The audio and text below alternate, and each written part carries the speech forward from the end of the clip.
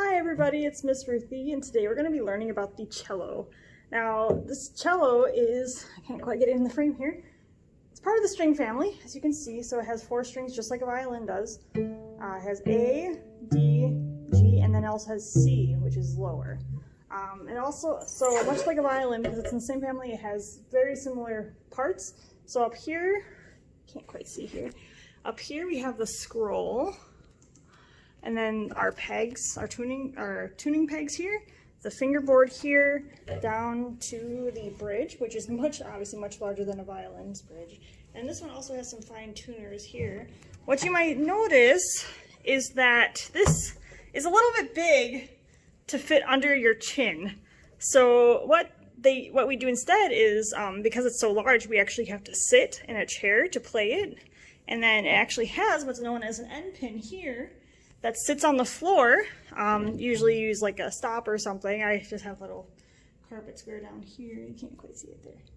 Carpet square down there to keep it from sliding. And that end pin slides in or out depending on how tall you are, so you can have it be the proper size. So one part of the instrument family that I forgot to bring up in my violin video is there's actually these holes here. These are called the F holes.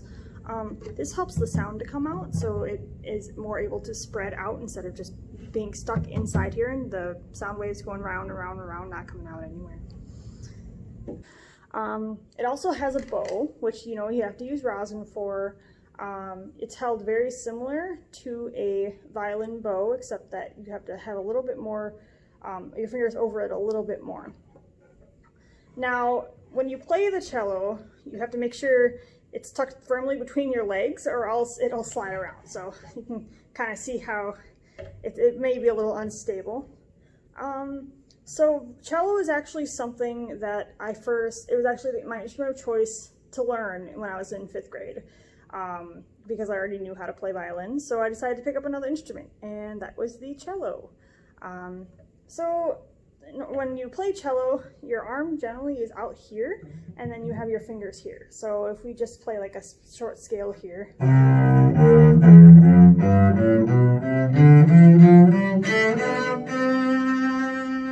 Now you may be like, well, Miss Ruthie, that kind of sounds familiar. You may recognize some pieces from cello because there is a very famous one that is often played at like weddings or around Christmas. And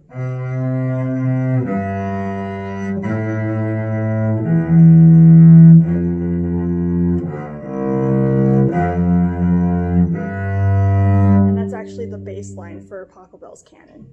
Now something else you can do, which you can also do it on violin, but it's not as noticeable, is what's called pizzicato, where you don't even use the bow, you just pluck the string with your fingers. So let's do we could do like a quick bass line like.